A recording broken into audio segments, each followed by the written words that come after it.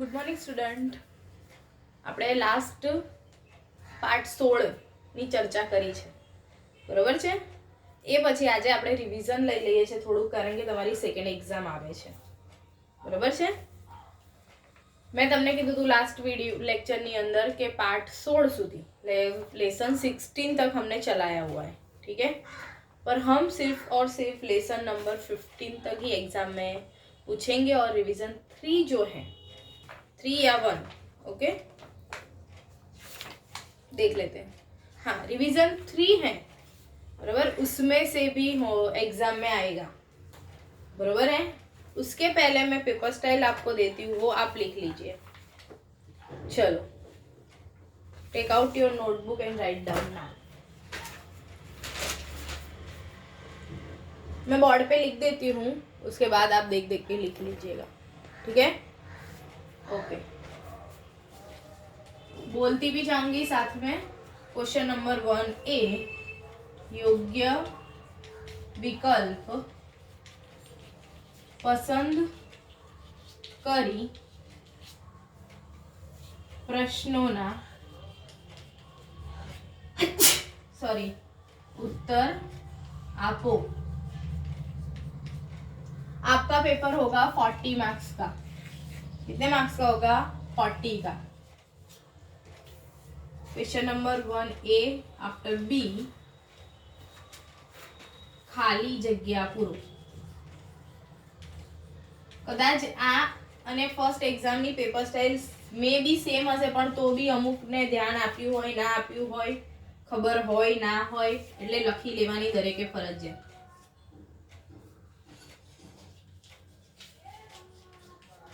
Question 2A, प्रश्नोना उत्तर 1-2 વાક્યમાં આપો. एना marks छे 4. Totally lesson number 10 to 15, okay. ए सिवाय मैं तमने जे विचार विस्तार लखाया छे, निबंध लखाया छे, बराबर, एक्स्ट्रा ग्रामर लखाયું છે, એમાંથી જ બધું આવશે. નોટબુકની અંદર જેટલું છે બધું જ આવશે, બધું જ વાંચવાનું છે કમ્પલસરી, બરાબર છે, કશું જ ઓપ્શનલ નથી.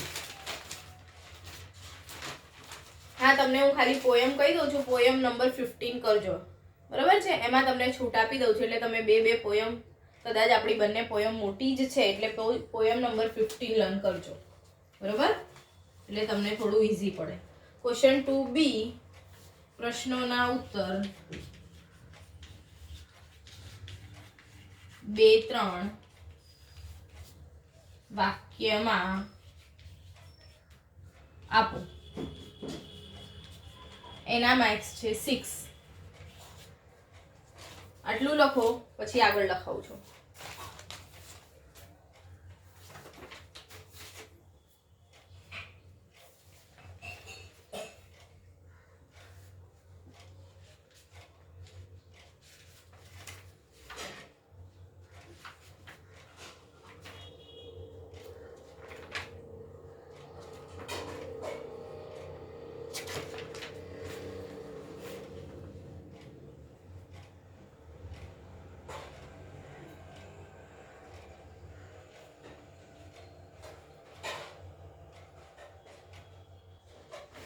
હવે યોગ્ય વિકલ્પ પસંદ કરી પ્રશ્નના ઉત્તર આપો કે ખાલી જગ્યા હોય કે 1-2 વાક્યના પ્રશ્નના ઉત્તર હોય. એની અંદર ફક્ત એક્સરસાઇઝની અંદર ક્વેશ્ચન આન્સર આપ્યા છે એટલું ધ્યાનમાં નથી રાખવાનું, આખો લેસન આખો પાર્ટ પણ ધ્યાનમાં રાખવાનો છે, બરાબર છે. પાઠમાંથી પણ વચ્ચેથી પૂછેલું હશે એક એક વાક્યમાં અથવા તો વિકલ્પમાં.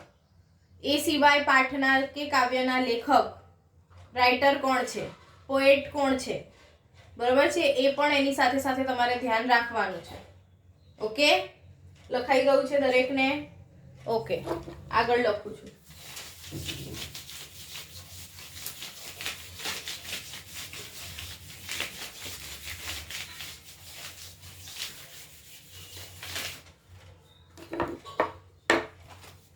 અહીંયા માર્ક્સ લખી દઉં છું, માર્ક્સ 40. આગળ સી, ક્વેશ્ચન 2 નો સવિસ્તાર, that means brief question answer છે. આ બધું તો તમને ખબર જ છે, પણ તો બી કોઈ હજી ઊંઘમાં જ હોય. હવે ભણવા પર ધ્યાન આપી દેજો. ટૂંક સમયમાં સ્કૂલો તમારી પણ ચાલુ થશે જ. બરોબર છે?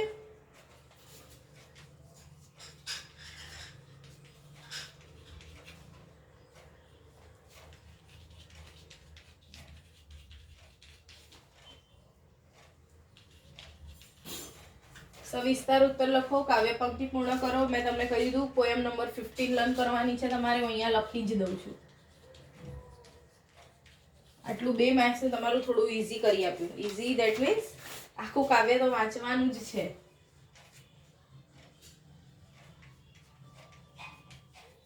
યોગ્ય જોડકા જોડો, એ પણ 2 માર્ક્સ. સી કોણ બોલે છે, કોને કહે છે, તે લખો. કોણ બોલે છે, કોને કહે છે, તે લખો. 2 માર્ક્સ.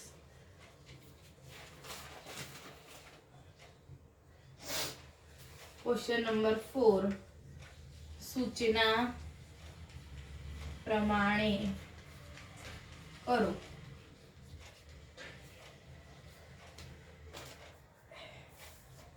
એમાં એ સેક્શન સમાનાર્થી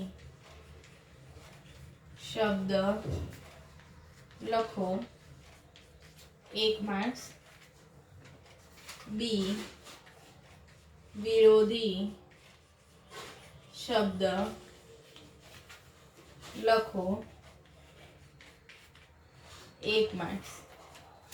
આટલું લખો. પછી બીજું અહીંયા કોણ બોલે છે, કોને કહે છે, એમાં તમારે આખું સેન્ટેન્સ લખવાનું છે કે આ વાક્ય આ વ્યક્તિ બોલે છે અને આને કહે છે એવું આખું લખાવું જોઈએ. બરોબર? આ ફેર માર્ક્સ કટ કરી દઈશું. લખી નાખો આટલું.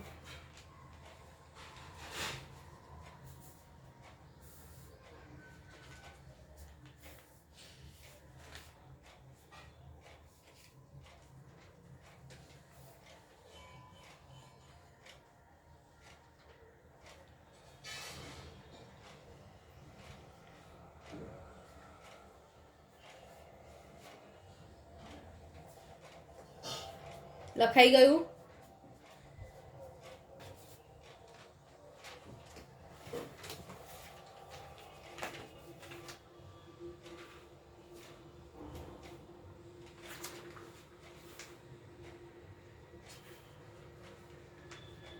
આપણે વિચાર વિસ્તાર પણ લખાવી દીધો છે. બરોબર છે ને?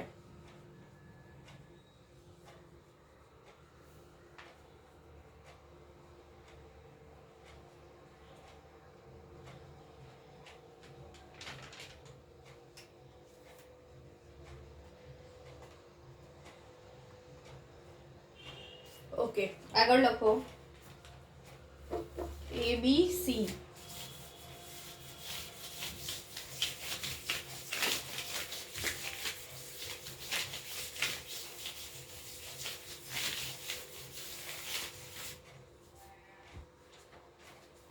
શબ્દ સમૂહ માટે કોઈને એવું થાય કે દેખાતું નથી પણ હું જોડે જોડે બોલી જ રહી છું એટલે વાંધો નહીં આવે. શબ્દ સમૂહ માટે એક શબ્દ લખો, 1 માર્ક્સ. જોડણી સુધારો, જોડણી સુધારો, 1 માર્ક્સ. રૂઢિપ્રયોગના અર્થ આપી, રૂઢિપ્રયોગના અર્થ આપી વાક્યમાં પ્રયોગ કરો, વાક્યમાં પ્રયોગ કરો, 2 માર્ક્સ. શબ્દોને કક્કાવારી ક્રમમાં ગોઠવો એક માર્ક્સ.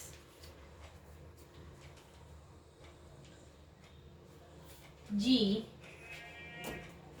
વાક્યમાંથી ક્રિયાપદ શોધીને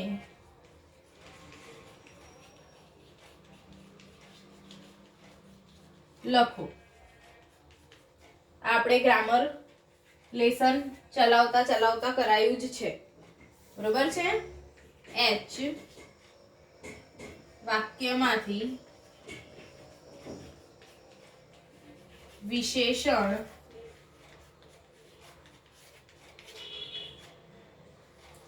શોધીને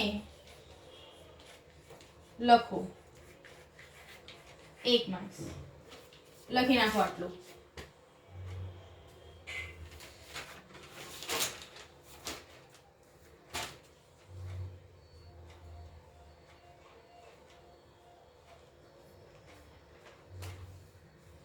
શબ્દ સમૂહ માટે એક શબ્દ લખો, જોડણી સુધારો, રૂઢિપ્રયોગના અર્થ આપીને વાક્ય લખવાનું છે. તમે એમાં બહુ જ ભૂલો કરો છો. મેં તમને દરેક લેસનની અંદર જે એક્સ્ટ્રામાં ગ્રામર લખાયું છે બધું જ ગ્રામર કમ્પલસરી લર્ન કરવાનું છે ને કરવાનું છે. એમાંથી જ હું પૂછવાની છું, બરોબર છે.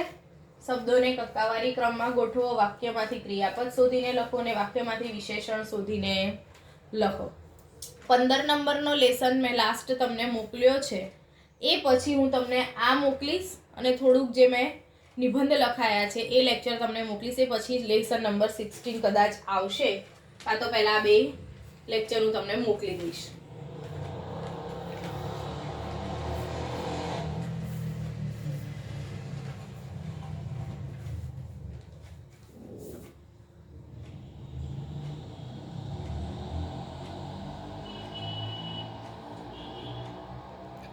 લખાઈ ગયું? લાસ્ટ ક્વેશ્ચન લખી નાખો. Question number 5.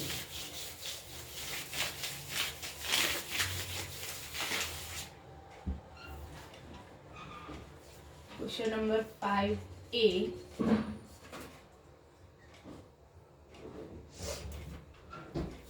નીચેની પંક્તિનો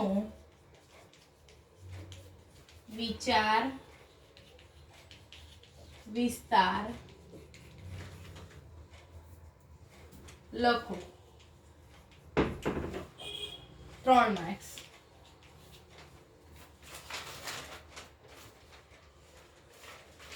અને બી ગમે તે એક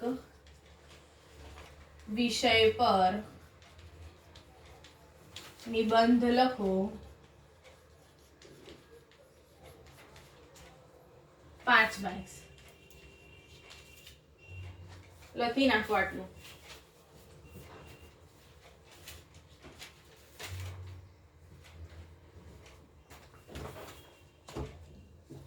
એ પછી પહેલા પાઠથી થોડુંક આપણે જોઈ લઈએ કે ક્યાં ક્યાં આપણે શું શું ચલાવ્યું છે અને શું શું સબમિટ કર્યું છે. બધું સબમિટ જ રહેશે, બરોબર છે.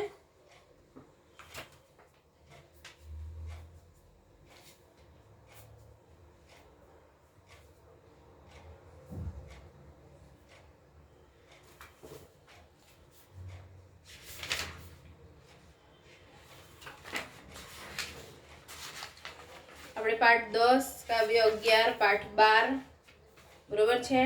એમાં જ્યાં જ્યાં મેં કટ કરાયું છે બધું કટ જ કરવાનું છે. બધું આપણે લખવાનું થતું, ઇટ મીન્સ મોઢે કરવાનું થતું નથી. કાવ્ય 15 કમ્પલસરી તમારે મોઢે કરવાનું છે. એમાંથી જ મેં કાવ્ય પૂછવાની છું, બરોબર છે. કોણ બોલે છે કોને કહે છે તે પાઠ 14 માંથી આવશે, કારણ કે બીજા કોઈ પાઠમાં એવા કોઈ સંવાદ કે કોમ્યુનિકેશન છે નહીં. એટલે આટલી હું તમને જે હિન્ટ આપું છું એ તમારે ફરજિયાત રીતે લર્ન કરી જ દેવાનું છે, બરોબર છે. એ પછી દરેક પાઠના કે કાવ્યના કવિ કે લેખકના નામ એ પણ કમ્પલસરી લર્ન કરવાનું છે, બરોબર છે.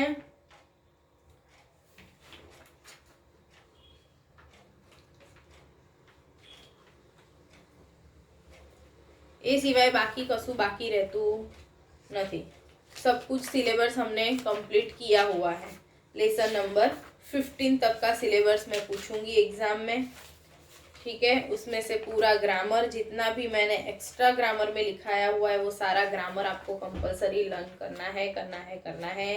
क्वेश्चन आंसर जो मैं आपको घर से लिखने को देती थी, जो मैंने लिखाए हुए हैं, वो सब आपका क्लियर चाहिए। और कंपलसरी ये एग्ज़ाम देनी है और देनी है, क्योंकि आगे आपका फाइनल रिजल्ट बनेगा, उसमें ये एग्ज़ाम के मार्क्स, फर्स्ट एग्ज़ाम के मार्क्स, आप जो वीकली टेस्ट देते हो वो सारे उसमें इंक्लूड होने वाले हैं। और आपको पता है कि 9 to 12 की तो स्कूल स्टार्ट हो ही चुकी है, थोड़े ही दिन में आप लोगों को भी स्कूल स्टार्ट हो जाएगी, ठीक है। समझ में आ रहा है? इसलिए अब बिल्कुल भी लाइटली मत लो कि भाई वीडियो देखना है तो देखेंगे, एग्ज़ाम देनी है तो देंगे, गांव है, हर बार स्कूल में से फ़ोन जाता है तो बस ये आंसर ज़्यादा मिलता था कि हम गांव गए हैं, हम गांव में हैं मैम, नेटवर्क नहीं है, बराबर। अब थोड़ा सीरियसली ले लो पढ़ाई को। कोरोना ऑलमोस्ट तो नहीं बोल सकते, पर थोड़ा 50% जैसा जा चुका है। हमें सिर्फ और सिर्फ सावधानी रखनी है और अपना काम करते रहना है, कहीं पे भी स्टॉप नहीं होना है। और अगर ये साल किसी का ऐसा हो गया कि एग्ज़ाम नहीं दे पा रहे हो, तो ये साल तो स्कूल भी नहीं जा रहे हो, फिर भी फीस पे करनी है, और नेक्स्ट ईयर फिर से 8th में बैठ के फिर से और फीस पे करो, बराबर है। तो उससे बेटर है कि ध्यान देना स्टार्ट कर दो। सारे वीडियो आपके कैंपस डीन ऐप में हैं, बराबर है। सेकेंड सेमेस्टर के सारे, सेकेंड सेम जो चालू हुआ है आफ्टर दिवाली, उसके सारे वीडियो आपके कैंपस डीन में है, उसको देखो। अगर नोटबुक इनकम्प्लीट है तो कंप्लीट कर दो थोड़े ही दिन में, ठीक है।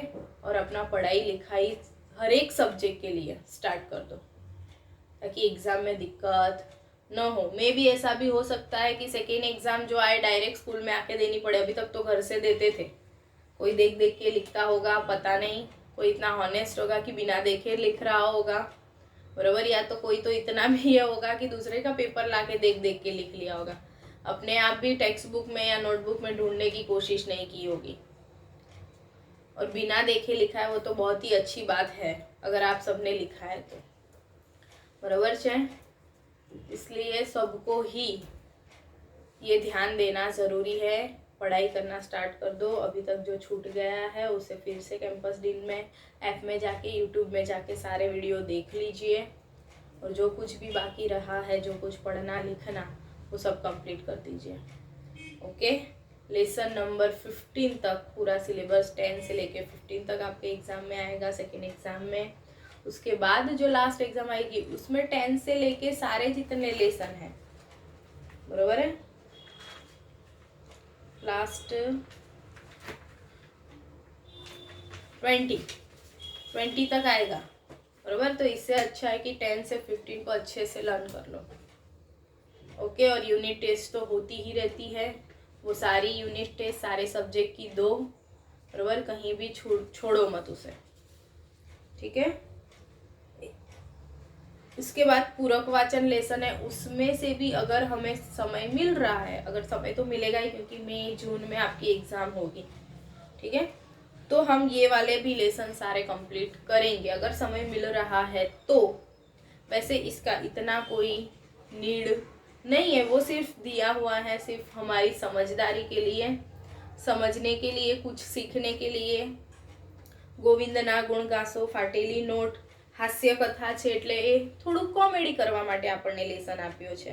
એક જ લક્ષ્ય દ્રષ્ટાંત કથા એટલે કે એક્ઝામ્પલ રૂપે તમને અહીંયા એક પાઠ મૂકી આપ્યો છે કે જેમાંથી આપણે કંઈક શીખી શકીએ છીએ।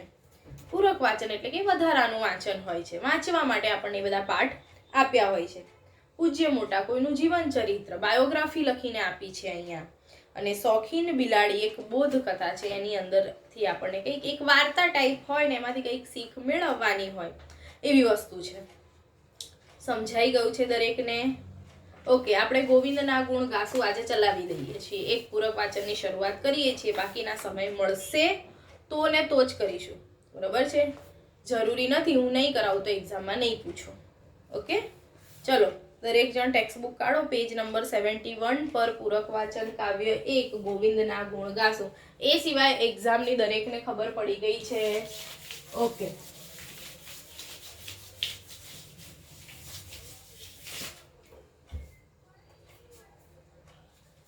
પૂરક વાચન કાવ્ય 1 ગોવિંદ ના ગુણ ગાશું. ગોવિંદ નામથી તો દરેક બધા જ પરિચિત છે ને છે જ, બરોબર. ગોવિંદ કહો, ગોપાલ કહો, કૃષ્ણ કહો, મુરારી કહો, બરોબર છે ને. ગોવિંદ એટલે કે શ્રી કૃષ્ણ ભગવાન. અને એમના કાવ્ય ઘણા બધા આપણને કોણે આપ્યા છે? મીરાબાઈએ એમના પદ, એમના કાવ્ય આપણને આપ્યા છે. જોઈએ છે આપણે. મીરાબાઈનો જન્મ રાજસ્થાનમાં, મીરાબાઈનો જન્મ 16મા શતકમાં એટલે કે 16મી સદી, આ 21મી સદી ચાલે છે. મીરાબાઈનો જન્મ રાજસ્થાનમાં આવેલા મેળતા ગામના રાજ પરિવારમાં થયો હતો. તેમણે શ્રી કૃષ્ણને જ પોતાનું સર્વસ્વ ગણીને રાજવૈભવ તજી સાધ્વી જેવું જીવન સ્વીકાર્યું હતું. તેમના પદોમાં કૃષ્ણ ભક્તિ કેન્દ્ર સ્થાને રહી છે. તેમની કવિતા આજે પણ એટલા જ ભાવભક્તિથી વંચાઈ ગવાય છે. તેમના પદોમાં દાસત્વ, ભક્તિ, ઝંખના, ઉત્કટ, તાલાવેલી વગેરે અનુભવાય. દાસી એ શ્રી કૃષ્ણ ભગવાનના દાસી બની ગયા હતા અને પોતાનું સર્વસ્વ એમણે શ્રી કૃષ્ણ ભગવાનના ચરણોમાં સોંપી દીધું હતું. એમને મનથી વરી ચૂક્યા હતા, બરોબર. એમના માટે કશું જ કોઈ બી વસ્તુ, રાજ પરિવારમાં જન્મ થયો હોવા છતાં એમના માટે ઘરેણા કે રાજમહેલ એની કોઈ જ કિંમત નથી. એમને ફક્ત ને ફક્ત કૃષ્ણ ભક્તિ જ કરવાની હતી. આ પદમાં મીરાબાઈ ગોવિંદના ગુણ ગાય છે. શ્રી કૃષ્ણની પ્રેમ ભક્તિ ખાતર તે બધી સજા સહજ રૂપે સ્વીકારી લે છે. ભક્તિમાં દ્રઢતા કેટલી જરૂરી છે તેની અહીં પ્રતીતિ થાય છે. દૃઢતા, મનોબળ હોવું જરૂરી છે, એક ધ્યાન હોવું જરૂરી છે. જોઈએ. પ્યારા ગોવિંદના ગુણ ગાસુ, રાણાજી અમે પ્યારા ગોવિંદના ગુણ ગાસુ. ચરણામૃતનો નિયમ હમારે, નિત્ય ઉઠી મંદિરે જાશું. રાણુજી રૂઠશે તો રાજ તજાવશે, પ્રભુજી રૂઠે રે મરી જાશું. વિખના પ્યાલા રાણાજીએ મોકલ્યા, ચરણામૃત કરી લેશું. રામના નામનું જહાજ બનાવશું, તેમાં બેસીને તરી જાશું. બાઈ મીરા કે પ્રભુ ગિરધર ના ગુણ, ચરણ કમળ પર વારી જાશું. શું કહે છે કે ગોવિંદના, શ્રી કૃષ્ણ ભગવાનના ગુણગાન કરશું, એમની ભક્તિ કરશું. રાણાજી એટલે એમના કે પતિ છે, એમની વાત કરે છે. તો કે છે અમે પ્યારા, અમે ફક્ત ને ફક્ત ગોવિંદના જ ગુણ ગાશું, એમની જ ભક્તિ કરીશું. એના સિવાય અમારી પાસે કશું જ કોઈ પ્રકારનું કામ નથી. ચરણામૃતનો નિયમ અમારે નિત્યનો, દરરોજનો નિયમ છે કે એમના ચરણ ધોવાના ને એનું પાણી પીવાનું. શ્રી કૃષ્ણ ભગવાનનું ચરણામૃત, દેવ કે સંતના પગ ધોઈને જે પાણી આપણે લઈએ છીએ એ એમના માટે અમૃત સમાન છે. નિત્ય ઉઠી મંદિરે જાશું, નિત્ય એટલે કે દરરોજ ઉઠીને મંદિરે જઈશું. રાણોજી રૂઠશે તો રાજ તસાવશે. રાણોજી એકવાર ભલે રૂઠી જશે, એ ભલે નારાજ થઈ જશે, ભલે ગુસ્સે થઈ જશે તો ચાલશે. તો શું કરશે? રાજ્યને જ તજાવશે, બરોબર છે, રાજ્યને હેરાન કરશે. પણ પ્રભુજી રૂઠે રે મરી જાશું. ભગવાન રૂઠે ચાલશે ને શ્રી કૃષ્ણ ભગવાન એમના માટે સર્વસ્વ છે. જો એ રૂઠશે, નારાજ થશે તો મજા આવશે નહીં. એટલે કે નિત્ય દરરોજની જે ક્રિયા છે એમનામાં સૌથી પહેલી ક્રિયા મંદિરે જવાની, ભગવાનનું ચરણામૃત, ચરણ ધોઈને એનું પાણી પીવાનું, અમૃત સમાન સમજીને, એ એની રોજની ક્રિયા છે. વિખના પ્યાલા રાણાજીએ મોકલ્યા, ચરણામૃત કરી લેશું. આ જે સ્વભાવ જોઈને મીરાબાઈનો, રાણાજીને મજા ન આવી કે આ શું નકરું કૃષ્ણ ભક્તિ કરતી હોય છે. એટલે વિષનો પ્યાલો એમણે મોકલ્યો. વિખ એટલે કે ઝેર, વિષ તળપદો શબ્દ છે, વિખ એનું વિષ અને એનો અર્થ ઝેર. ઝેરનો પ્યાલો એણે મોકલ્યો તો બી મીરાબાઈ એને ચરણામૃત સમજીને પી ગઈ છે. ચરણામૃત સત્ય હકીકત છે, બરોબર. ચરણામૃત સમજીને પી ગયા ને રામના નામનું જહાજ બનાવશું, તેમાં બેસીને તરી. જો આવું કર્યું એ પછી એને રાજમહેલમાં કે રાણાજી પર કોઈ વિશ્વાસ કે કોઈ ઇન્ટરેસ્ટ રહ્યો નથી. એટલે શું કહે છે આગળ કે રામના નામનું જહાજ બનાવીશું, ભગવાનના નામનું જહાજ બનાવીશ અને એમાં બેસીને તરી જાશું. જીવનની અંદરની વાત કરી છે કે ભગવાનનું જ નામ લઈશું અને આખા જીવનમાંથી પાર થઈ જઈશું, તરી જાશું. એટલે બાઈ મીરા કે પ્રભુ ગિરધરના ગુણ, ચરણ કમળ પર વાળી જાશું. ચરણ રૂપી, કમળ રૂપી ચરણ જેના છે, આખી જિંદગી કે છે પ્રભુ ગિરધરના ગુણ ગાશું અને એમના ચરણ કમળમાં વારી જાશું પગમાં, આત્મા શરીર એમાં છોડી દઈશું ને એમની ઉપર બધું તન મન બધું જ એમની ઉપર વારી જઈશું, એની ઉપર કુરબાન કરી દઈશું. કાવ્યની અંદર દરેકને ખબર પડી ગઈ છે, દરેકને? ઓકે, તો આજનો જે વિડીયો થયો, આજનો જે લેક્ચર થયો એમાં બધી જ ખબર પડી ગઈ હશે સેકન્ડ એક્ઝામ શું છે, કેવી છે, કેવી રીતે તમારે બધું જ લખવાનું છે, પેપર સ્ટાઇલ આપી દીધી છે, સિલેબસ કેટલો છે બધું જ તમને સમજાવી દીધું છે. ઓકે, અને આજનું હોમવર્ક તમારું કે એક્ઝામની તૈયારી કરવાની શરૂઆત કરી દો. બરોબર છે? Thank you.